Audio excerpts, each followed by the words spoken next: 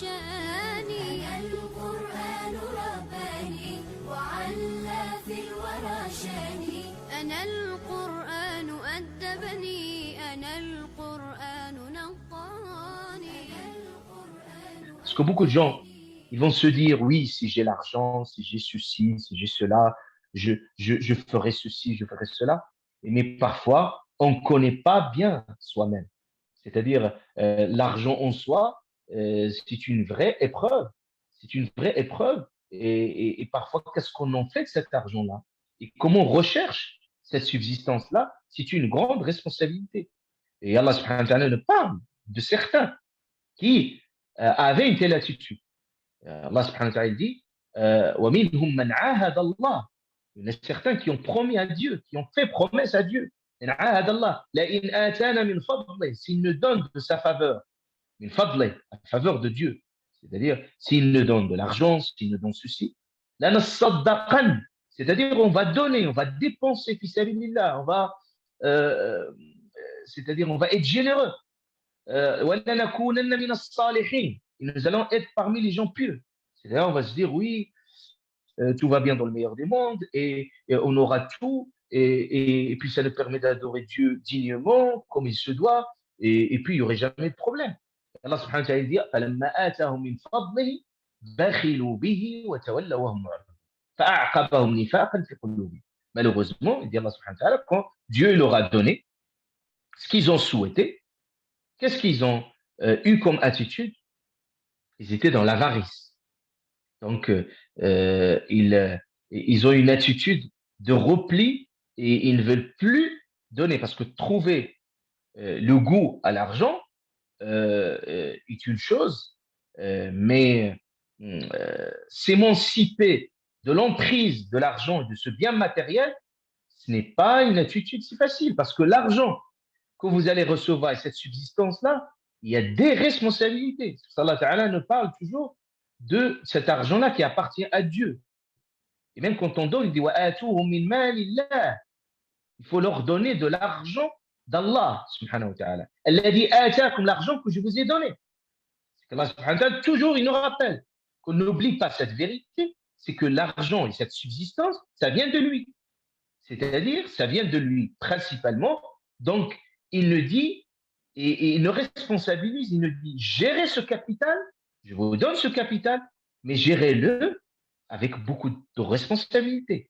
Donc, est-ce que nous aurons dans une attitude de retenue, qu'Allah subhanahu wa ta'ala a parlé de certains qui ne veulent pas lâcher cet argent-là, des gens qui ramassent l'argent et qui amassent le maximum de richesse et puis ils se soucient peu, ils se soucient guère des autres, ils ne savent pas que dans cet argent-là, il y a des droits.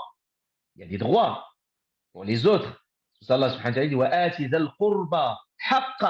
il dit donne aux proches son droit. Le miskin, le plus démuni, c'est son droit. C'est-à-dire que tu le prives de son droit. Yawm al-Qiyamah, il pourrait, cette personne-là, même te demander des comptes auprès d'Allah subhanahu wa ta'ala. Parce que tu as cet argent-là et que tu n'as pas pensé à ces personnes-là, les plus fragiles, les plus démunis. Et si tu as dans ton entourage des gens aussi qui souffrent financièrement, qui n'ont pas les moyens et que tu n'es pas été à la hauteur de la situation, tu n'as pas pensé à ces personnes-là, tu as gardé cet argent-là pour toi et que tu n'as pas pensé aux autres, là, c'est une responsabilité. Et tout ce que nous avons comme richesse, il ne faut pas se dire que la vie, c'est comme ça, c'est du luxe. J'ai tout et puis je suis responsable de rien. Non, nous serons responsables. Donc c'est pour ça, même dans les moyens d'acquisition de ce bien-là, il y a une responsabilité. Allah subhanahu wa ta'ala a mis en avant une question et une problématique dans Surat Al-Fajr. Vous pouvez revenir où Allah subhanahu wa ta'ala parle de l'être humain. Il dit فَأَمَّا الْإِنسَانِ إِذَا مَا ابْتَلَاهُ رَبُّهُ. C'est-à-dire qu'Allah subhanahu wa ta'ala, quand il veut mettre à l'épreuve l'être humain. Et il ne parle qu'il y a deux différents types d'épreuves, s'agissant juste de ce lien avec la subsistance, et particulièrement la subsistance au sens matériel. On va voir que la subsistance prend différentes dimensions. Il dit, Allah subhanahu wa ta'ala, mal insan, idha mabtalahu rabbuh, lorsque l'être humain, Allah ta'ala, le met à l'épreuve, fa akramahu wa na'amahu, c'est-à-dire il soit généreux, subhanahu wa ta'ala, à son égard, et qui lui donne, subhanahu wa ta'ala, qui lui ouvre ses portes de rizq. Fayaqul, c'est-à-dire il est souvent l'être humain, quand il est gâté, si on puisse s'exprimer ainsi, il est gâté, Allah subhanahu wa ta'ala lui donne tout. Qu'est-ce qui lui arrive comme sentiment? Il croit que, il dit Rabbi akraman, c'est-à-dire il se croit que, puisque Dieu lui a donné l'argent, parce qu'Allah subhanahu wa ta'ala lui a ouvert ses portes de la subsistance, c'est comme une marque c'est comme cette personne-là, il a un statut et il a une place particulière auprès de Dieu. C'est-à-dire que je mesure ma place auprès de Dieu en fonction de ce qu'il me donne. Comme richesse, je parle au sens matériel. Et puis, il dit Allah subhanahu wa ta'ala, et quand Allah le met à l'épreuve, regardez, il le met à l'épreuve quand il lui donne la richesse, et aussi il le met à l'épreuve quand il diminue et quand il lui prive de cette richesse matérielle. Qu'est-ce qui se passe? Il dit Rabbi ahana. Il dit, l'être humain, il a une autre attitude, il dit Rabbi ahana. Il considère comme si c'est une forme d'humiliation.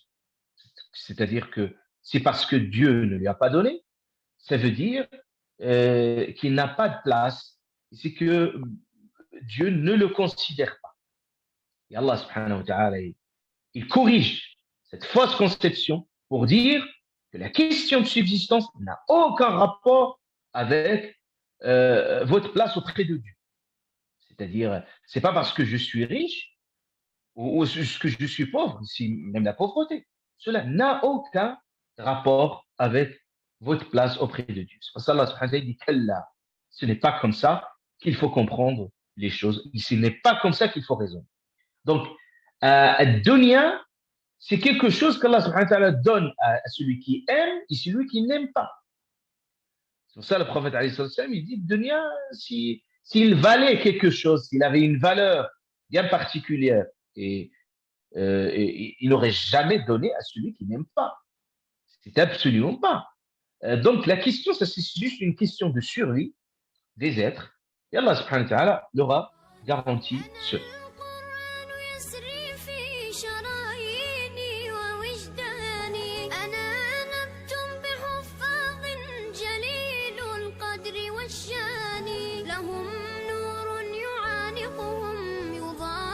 شمس أزماني